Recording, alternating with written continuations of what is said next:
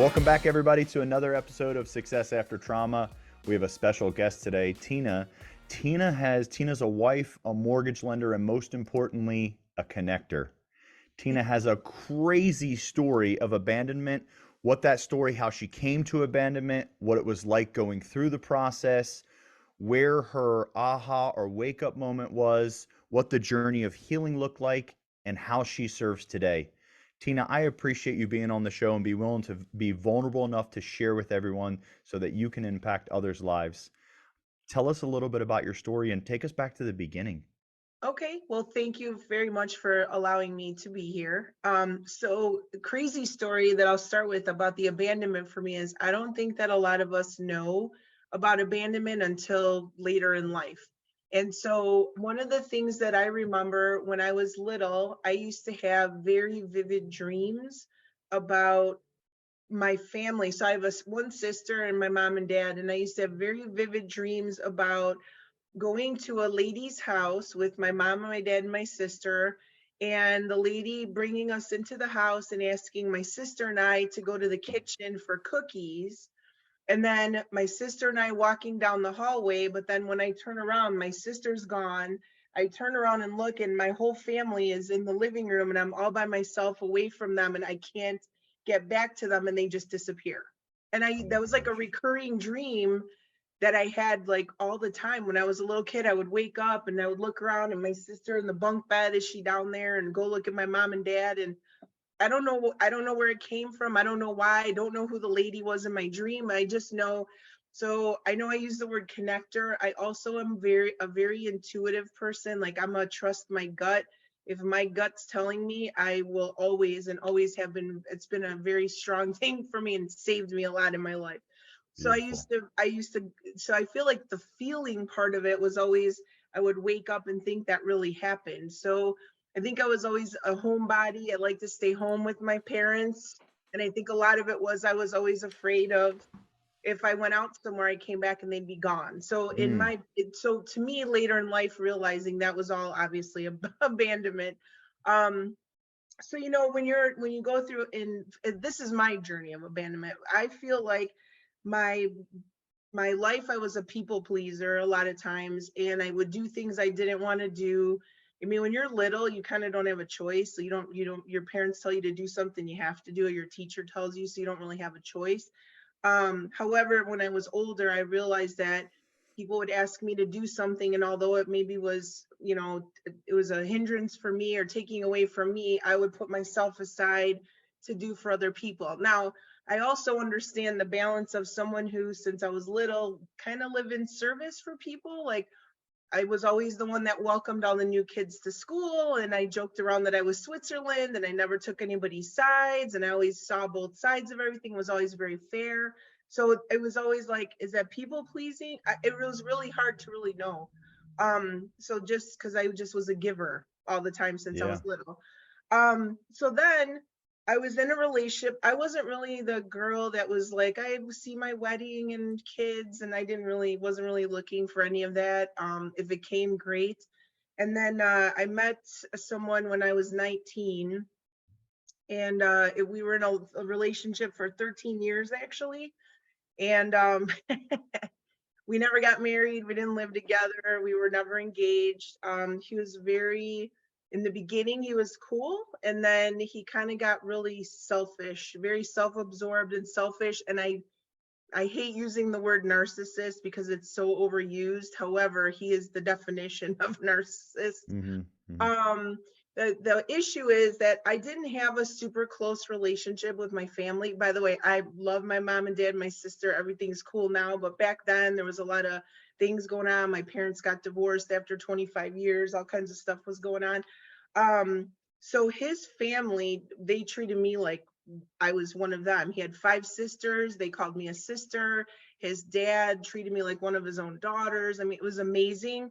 And so I think for me, the need of family was being met with his family, even though my need as an individual person to be loved and everything by a spouse or a partner, I wasn't getting that part, but I was getting the family part, and I was really happy with that. Hmm. So unfortunately, I settled and stayed in a relationship that wasn't healthy. I was not getting really much out of it other than the family piece of it, right? So and I acknowledge that no one forced me to stay. It was my own free will to stay. However, I'm not a fan of cheating. Cheating's a deal breaker for me. And so that was, I always say that was the sign, the kick in the butt I got. He cheated on me and then I was done because I don't go backwards. It was over. I was able to move on with my life and I felt good about what was moving on. And by the way, I still talk to his family. That was like 20 something, no, 30 years ago. And I still Wow. talk to a lot of his family. So the funny part is you don't know those things. Again, you feel like you're losing something, so you hold on so tightly, especially when you have the abandonment issues, right? You don't want to lose people. You don't want to lose those things. And you don't know that it's when it's happening and you don't understand it. You just think this is how things are. At least that's how I was like, oh, this is just life. This is the way it is. Mhm. And then you don't know who to talk to about it. So I was always kind of like a deeper, like when I was like 15, I would like to lay down, look up at the stars and have like really deep philosophical conversations. And they used to call me old lady and make fun of me, like, why don't you go talk to my mom and dad or whatever? So, Mhm. because I just like the deep dives. I always kind of did, but it's kind of hard when other people aren't willing to participate. You know what I mean? And Mhm. I found some and we had fun and whatever, but never about this stuff though. Like it was, we had good conversations, but I don't never really dug into the whole abandonment. I still wasn't really putting it together what it was. And I didn't feel abandoned by him. I mean, it sucks to be cheated on, and I definitely felt rejected. But at the same time, I feel like I needed that in order for me to move forward in my life. So it was like a higher power, if you will, was, saying it's time, you need to move on. So, Mhm. and Mhm. I did, and I had a great time. I was 32. I was single, and I didn't know where to go, what to do with my life because I was doing really well in my job and my career and all that. But as far as like dating, I didn't date anyone. I had no idea what it was like. So I actually had fun for about 6, 7 months and just kind of lived less deep, more shallow, and had fun and did Mhm. things I Mhm. never did and hung out with a lot of 20 somethings and had a good time. But I knew it was fleeting. So then I met my ex-husband shortly after, and we just clicked and connected. And so my ex-husband, unfortunately, was a victim of childhood sexual abuse. Mhm. And I knew that he was very open about it. However, don't think we all really understand unless you've been through that how much it really actually affects people. So he's a wonderful person. He has a big heart. He always cared so much about people. I think he just, unfortunately, I don't think he really realized how affected he was, Mhm. especially when him and I had met, because he didn't really have a lot of people around him that he trusted. Because of that, obviously, that comes with his own trust issues and whatnot. So Mhm. he felt comfortable with me. I'm someone who lets people be themselves no matter what. You just be you, and we work around however that is, whether it's Mhm. our goodbyes and, I'm sorry this doesn't match, or yeah, we could work with this. It's just we need to know what we're doing. And Mhm. so we ended up getting married after about a year of being together. We moved in together right away, and then we got married right away. It was big a whirlwind thing. But it's the closer we got, the further he got like it started to really affect us. Like he definitely had some intimacy issues, and again, I love him still to this day. We're still friends, even though we're divorced. We're still friends, and he's, well, again, a wonderful person. He didn't do anything wrong. However, I learned that his trauma and my abandonment, they were like fought like cats in a cage. It was like, Mhm. he would do or say something, and then my abandonment would go, oh my God, what's happening? Why is he doing this? And then it was, and looking back on it, it's like, how did I not see that? Like, I mean, Mhm. once your eyes are open, you can't unsee, right? So, but I'm a pretty smart person, pretty intelligent and in tune, but I think for whatever reason, I couldn't seem to see that part of it as clear as I do now. So what ended up happening for me was we were married for 11 years. And one night we got into an argument. We didn't really argue a lot. We didn't really talk a lot. Some stuff got swept under the rug because I was very aware of we weren't allowed to talk about certain things because it triggered his trauma. So I was always like kind of walking on eggshells to make sure that he was safe, he was comfortable, you know, nothing but it was a lot of things I was eating personally, and I was feeling rejected and I was feeling unloved, and I couldn't tell him that because I didn't want to hurt him and bring it up again, the cycle, right? It was just like a hamster wheel. And so one night we got into an argument and he left in the middle of the argument and said, I can't, I have to go to work tomorrow. I can't deal with this. He packed a bag. He said, he was leaving. I said, are you coming back tomorrow? He said, yes. Never came back. So no, he was done. He was gone. It was over. And in reality, after being able to sit down with him months later, he had already kind of checked out. He just didn't know how to say, I didn't want to hurt your feelings and whatever. And so for me, my feelings are hurt when someone doesn't tell me the truth. I'm the person who, it might hurt me for you to tell me something honestly. However, you showed me how important I am and how much you love and respect me, because it was so hard for you to do that. It's easy to just walk away. It's easy to lie. It's easy to ignore. Those things are easy, right? But the actual having a hard conversation with someone you love, that to me, I don't understand how people don't understand that person loves you, because they are literally telling you something that's heartbreaking to them to have to share with you or tell you. So I told him that and he agreed, I'm sorry, you know, but at this point it was like, it's okay. But he left. So imagine someone with huge abandonment issues. It's 11:30 at night on a Wednesday and he just leaves me. I literally laid on the floor and cried for like 6 hours. I was like, why is this happening? I don't understand. I think my heart rate was elevated. I felt like my whole world, like I just had all this stuff crumbling down on me. I was devastated. And of course, he said he was coming back. I thought he was. I didn't talk to him. He didn't call me. You know, it was literally in my brain. I'm like, okay, how am I going to fix this now? What am I going to do? So the crazy part is, you know, a lot of people take breaks or do whatever. And I like jumped in. How am I going to, like, I'm a fixer, right? What am I going to do? So I started looking online books, like what kind of books can I read? Because I love to read. What can I read about this? Or what can I find about this? Or what can I do about this? And so there's a book, which I actually have the book here. It's by Susan Anderson. It's called The Journey from Abandonment to Healing. And I don't know, there was a whole, I mean, I'm sure if you can imagine, there's a whole bunch of books about this stuff, like somebody leaving and all. I mean, there was so much. I'm also an A to B person. Get me to A to B as quickly as possible. I don't need frills, bells, whistles. Just tell me, again, the truth, right? So I found this book, and for whatever reason, this one seemed to, I seemed attracted to this book more than anything. So I bought it, I downloaded it on Kindle, which I never did before. This is my first Kindle read. So I would just lay down on my couch and I literally read that book. I don't think I slept for like 24 hours. I just laid down and just was so absorbed with, it's almost like she was sitting there talking to me, which was awesome. It was an easy read and at the same time a difficult read. However, there was something in there where she talked about something called abandonment recovery.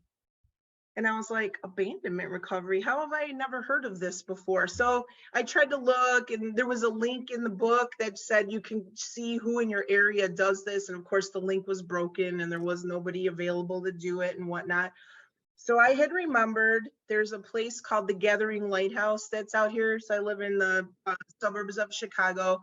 And there's a nonprofit called the Gathering Lighthouse, where a friend of mine had done a year earlier. She had done are you familiar with Reiki? Yes. Okay. So she was doing a seminar at the Gathering Lighthouse for some doctors who wanted to start using Reiki on like cancer patients and other people. So she said to me, I've never done a presentation. Will you please come be my support? and she goes, do you mind coming out? I go, not at all. So I literally just went to support her. So never even heard of the Gathering Lighthouse. I had no idea what any of this was. So I had gone there in June. Cordum, she's the founder of the Gathering Lighthouse. I met her. So I sat down next to her and she just smiled at me and was just staring at me. And I looked at her and she's like, your energy is unbelievable. So she's a medium and she's the intuitive, and she kind of does like, she's not a therapist and she's not a coach. I don't even know what you'd call her aside from amazing, life-changing. She doesn't really have a title, right? So, but she was telling me your energy is like bouncing off the ceilings. Like, she's like, I want to know more about you. And whenever you're ready to come and talk about what you have inside of you that wants to come out, let's talk. And I'm like, yeah, like, okay. And so Kathy does her thing and we talked and I left, and I follow them on Facebook, but I didn't really have anything to do with them until the abandonment recovery. So I messaged June and said, I don't know if you remember me. I met you, last year. And have you ever heard of abandonment recovery? And then she said, why don't you come on by to the lighthouse and we'll sit down for an hour. We'll sit down and we'll see if this is something I can help you with. So the next couple days later, I went and sat down with her and I just kind of told her what was going on. And she's like, okay, if you're willing to do the work, you come in, we'll sit. It's almost like therapy, but it's not. She's not a licensed therapist or anything. And she said, this is going to go as quickly or as slowly as you want it. This is all about you, not about me. You put in the time. Like, basically all the onus was on me, right, to what I wanted to do. She said, there's some people, they go through this one time and then they don't want to deal with what comes out, and then they run away and whatever. I go, no, I don't want this anymore. I need to fix my life. I need to figure out what's happening. Let's do this. So I met her once a week. So every Tuesday was Tina and June time. And I didn't care how busy I was or whatever, from 4 to 5 o'clock on Tuesdays, that was my time to sit with her.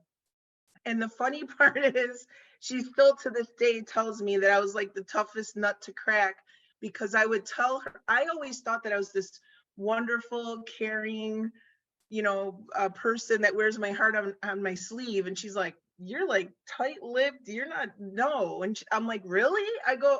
She's like, no. She goes, I asked you how you're feeling. How did you answer me? This is what resonated with you the other day when I watched you on the webinar. She said, I asked you how you were feeling and you said, I think I feel this way. I go, right, and she goes, no. I didn't ask you how you think. I asked you how you felt. And every time she said that, I would say, well, I think I feel this way. So she goes, see, you're up here. You're not feeling anything. Everything's all up here.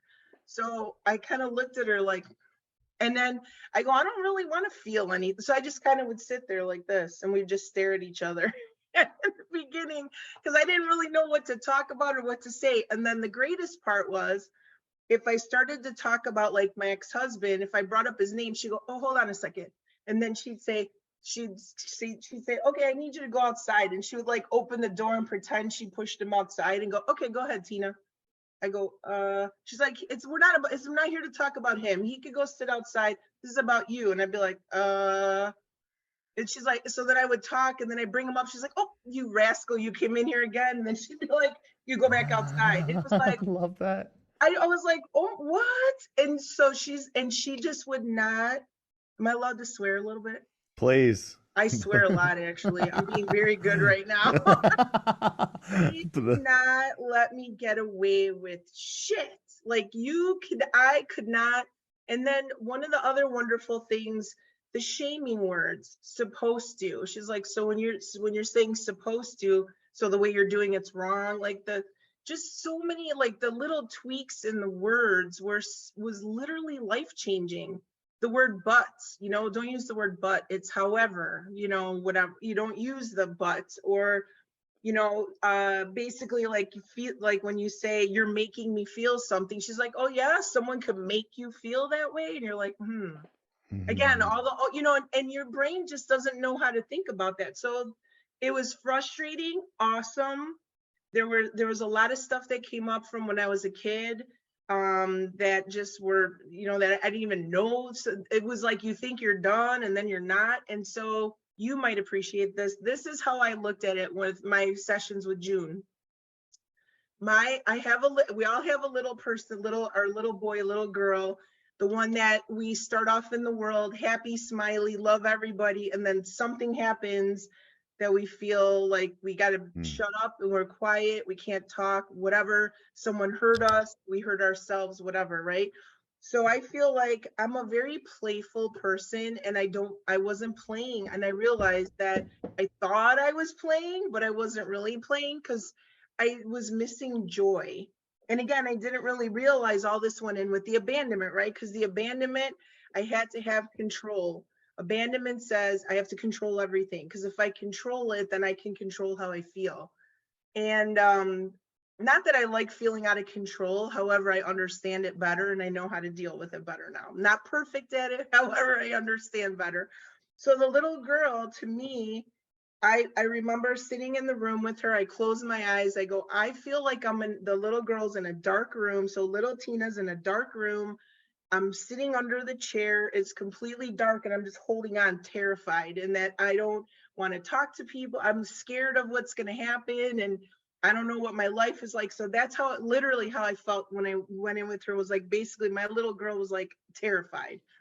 And then as I talked to her a little bit more, like I let go of the chair, and then all of a sudden it got a little bit lighter. And then all of a sudden I saw there were pictures on the wall. And then and then they got to a point where I said to her, the door's open and now I could go out there. And then once I ran out and started playing, I saw everybody I met as a little kid on the playground, and boom, my whole life changed after that. Oh my gosh, that's incredible. Amazing. It was amazing. And I love her. I actually went to see her yesterday.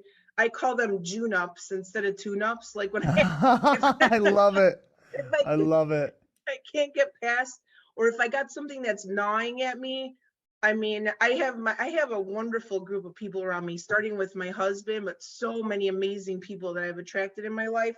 However, there's just something about June's able to like extract things a little differently from me, which is awesome. So we had a really good conversation yesterday, and I realized everything I'm feeling right now is all work related, which makes sense with what's happening right now in the work.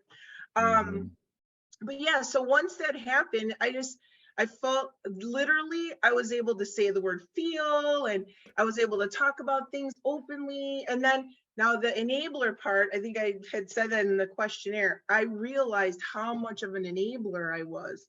You're not, and when you realize that when you're helping someone versus supporting them, you're actually stopping them from being who they need to be, or making the mistakes that they need to make in order to grow. And it's like, I know we all feel like we don't want to watch people make mistakes. However, I think about all the lessons I've learned in life because I made the mistakes. If I didn't make the mistake, like the funny part is it wasn't a mistake to marry my ex-husband. It was a great part of my life. However, because of that choice that I made to do that and then staying, I think the mistake was that I let it go on as long as it was and didn't deal with it, and was like, I didn't want to, again, I was trying to be on the other, it's hard to be on the other side of the trauma for the other person. So it's like because you suddenly, you almost become like a caregiver. And again, there's the enabling, right? So, instead of standing up for myself and saying, I really need to have these conversations, my abandonment of, he's going to tell me he's going to leave me, that was more terrifying to me. So I kept my mouth shut. And you realize that that's not helping anybody at all, actually. So the crazy part is that one of the worst things that ever happened to me was actually one of the best things that ever happened to me. It was pretty amazing. Although I will tell you, one of the crazy parts of that, as I was going through the stuff with June, is I didn't leave my house for like 30 days. I worked from home. My boss and my assistant were the only people. I didn't tell my family.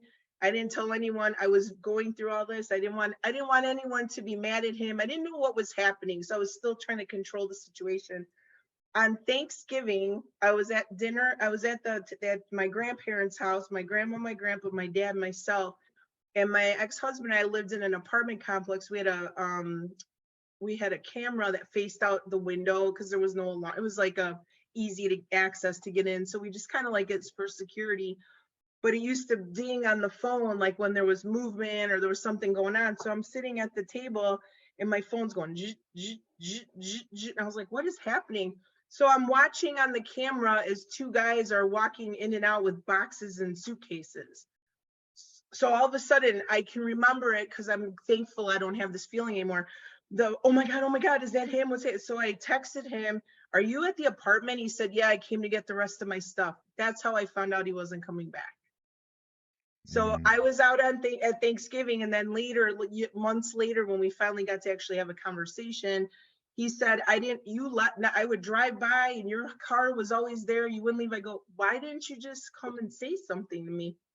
Because he didn't want to deal. Obviously, I think there was a part of him that felt guilty, you know, and he said, I didn't want to hurt you. I'm like, but that hurt more. Like, again, you know how awful it was to come home and it looked like the house, when I actually came home and the house was empty and ransacked, and I just found out legitimately my marriage was over without even hearing the words, your marriage is over. Yeah, it was kind of, so it's, I understand when people are upset and sad about this. I was too. However, it's not the end of the world. And I think that I think the issue is a lot of people go, I'm gonna go sleep around. I'm gonna go to the bars. I'm gonna drink. I'm gonna, you know, like they're looking for all the external validation and all the things to say, I'm important, I'm special, I'm value. You know, he's missing out. I think it's like those things are gonna keep you empty. You need to come, like me, that use the word deep dive.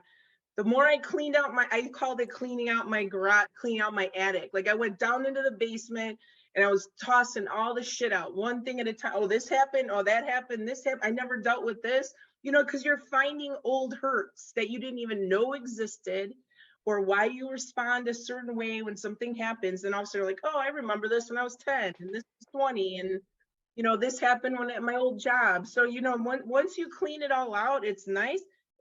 You get to move on and you handle things differently. But I don't think everyone is willing to do that. That's the unfortunate part. And that's where the enabling comes in. I will not sit back and be like, it's okay, go ahead and do and then I'm mean for it. I'm not being mean. I'm actually showing someone I care about you enough. When you're ready for the deep dive, I'll be there every step of the way. But until then, the distractions it's just going to make your, you know, your growth and your healing longer. Like people don't realize that they extend their healing so much longer with the distractions. So much so. Right? So yeah, so June is still in my life to this day, and I've actually introduced many men and women to her, both men and women. And she calls me a pebble. She said, I'm like a pebble that you throw in the water and that it you know, ripples out to lots of people. And I'm always like, oh, thank you. That's awesome.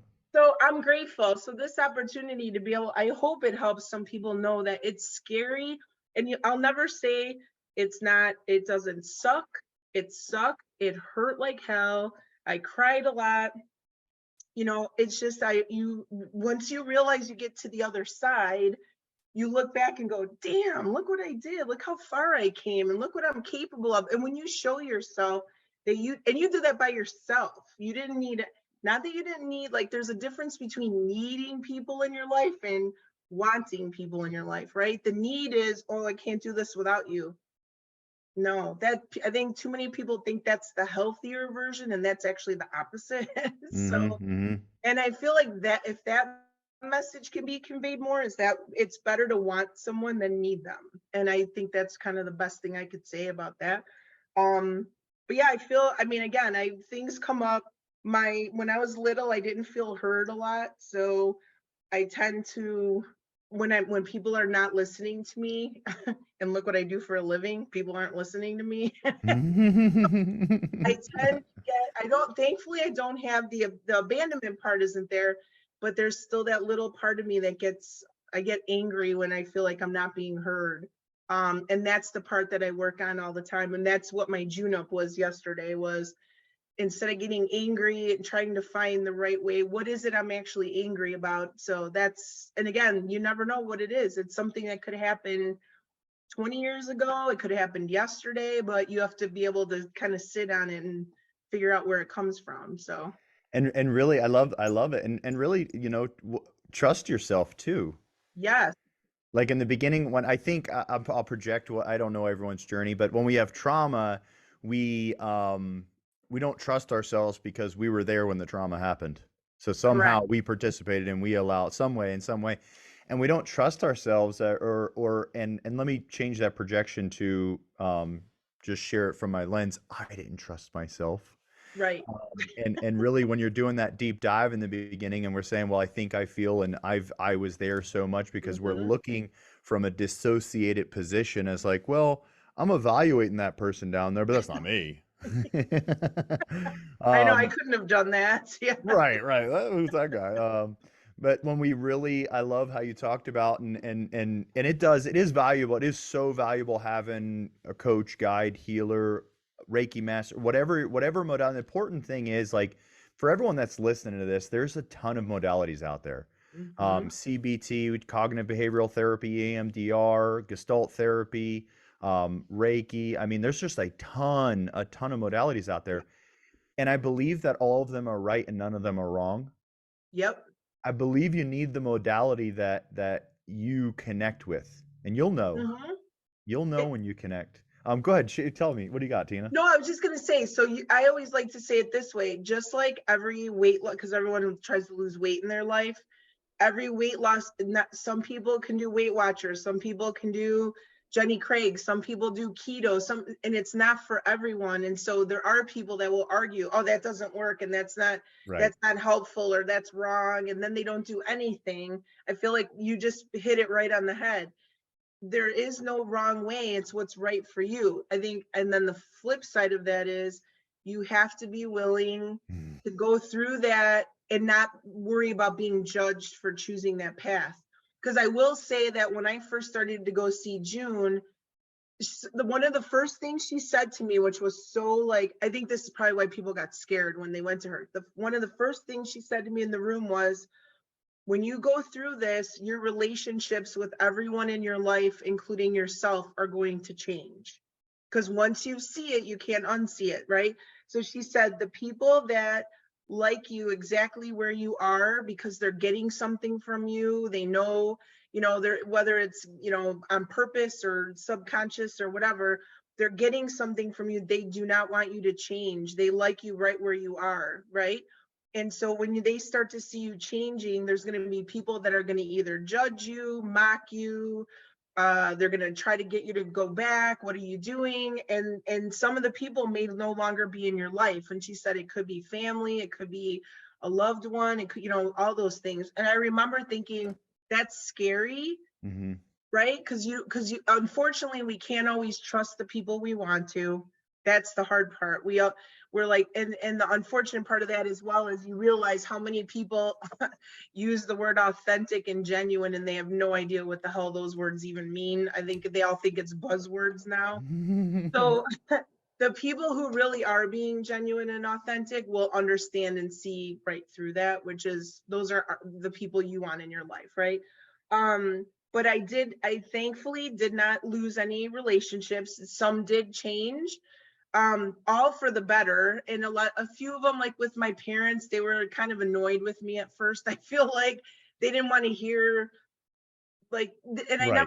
I Right. never went back and went like, you did this and I hate you. It was just, I got to talk about some stuff I never talked about before. It was Mm-hmm. uncomfortable for them because we were a sweep it under the rug kind of family. Mm-hmm. And so I feel like because of that, that's why I was always looking for more. I didn't agree with that.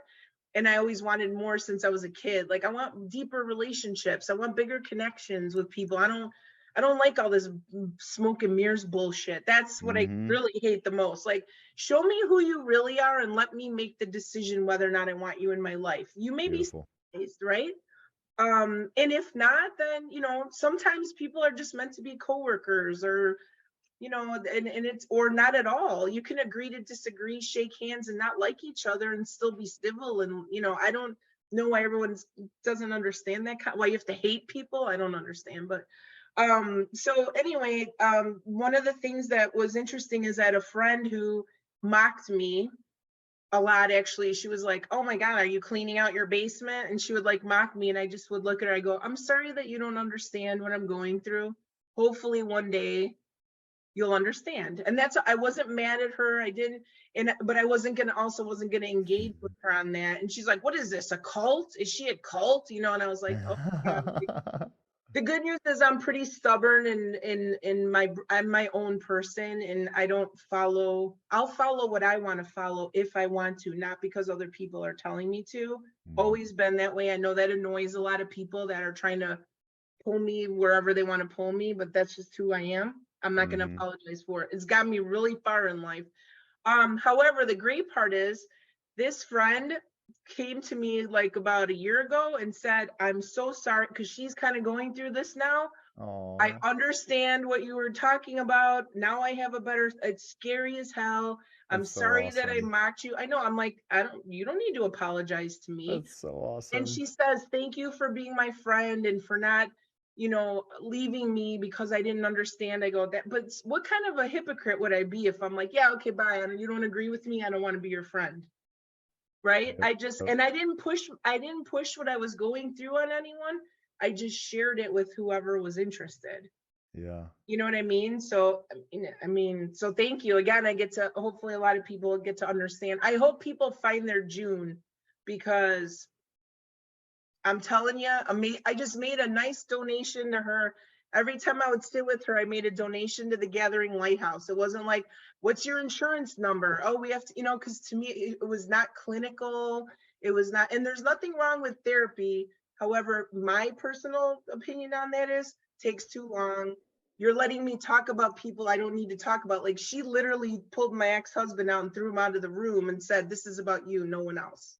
And I feel like that's what really, truly helped me and made the difference, because I didn't get to talk about anyone else's whatever. It was always coming back on me and my ownness and my, what I allowed and didn't allow kind of stuff. And I think that's where people don't like when they're hearing that, because then it's your ego goes, oh, what are you trying to say? Right? So have you noticed everyone's kind of living out of ego right now on social media, right? So it's huge, and I love how you talked about how you painted a picture for everyone, and I want to really just double down that, it's incredible having a guide or someone that guides you, and when I say guide you, they're really, really, really just holding space, because the magic is what you shared. You had to do the work, and for everyone out there that if you've done the work, for those of you that have done the work, please hold space for people. Yay, yes. Please hold space.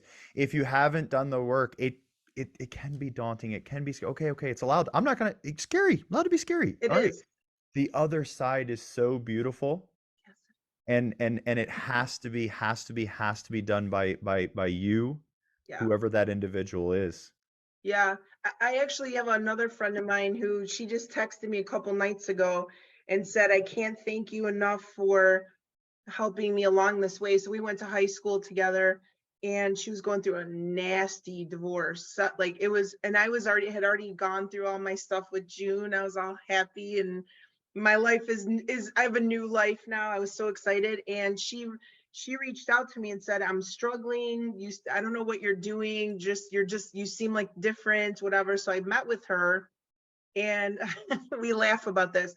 She sat on one side, I sat on the other, and she's bawling her eyes out, crying, going through this awful time.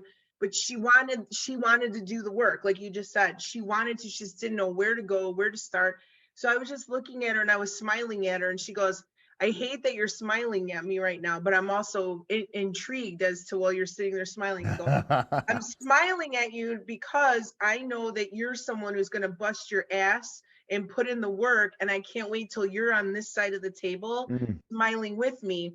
So she actually met June, went to June, worked with June, and she took it even a step further and worked with a therapist as well, and kind of like tag teamed on some of those things and did both together, and got through all of it with aces. Like, a whole different person she is. But she'll text me every so often saying, I can't say thank you enough for sharing. I'm so grateful that you were smiling at me at the other side of the table and all that. Like, it's just, again, the connector part of me goes, you made it different. I don't have children. The legacy that I leave behind has to be how people feel when they come into contact with me. Wow. Do you remember me as this person that you felt at home, and you felt like you were a little kid again, and you felt playful and joy? that'll be my legacy when I go, because I don't have any children that I didn't pass that on. So it's got to be to everyone else that I come in contact with in my life, you know? So Yeah. I'm grateful when I can have that. When it's not about me, but it does make me feel good to know that, you know, that I said to her, it's gonna be hard as hell, man. You're gonna have days where you leave her. I would sit in the car and I'd be bawling and then laughing at the same time, because I'm like, I can't believe what I'm feeling. There was so much feeling and I had no idea what the hell was happening, but I felt lighter at the same time. Every week that went by, I felt like it was like almost throwing things out of the closet and then all of a sudden having a whole new closet to be able to fill. It was amazing. So Yeah. that, I feel like if people could see that part versus the, you know, crawling through the mud part, I mean, it's all good and it's all necessary. It's just a matter of show yourself how strong you are to run through the mud and get over to the other side, right? Because it, like you said, it's Beautiful. beautiful, right? So And show, yeah, I love what you just said. Show yourself how strong you are.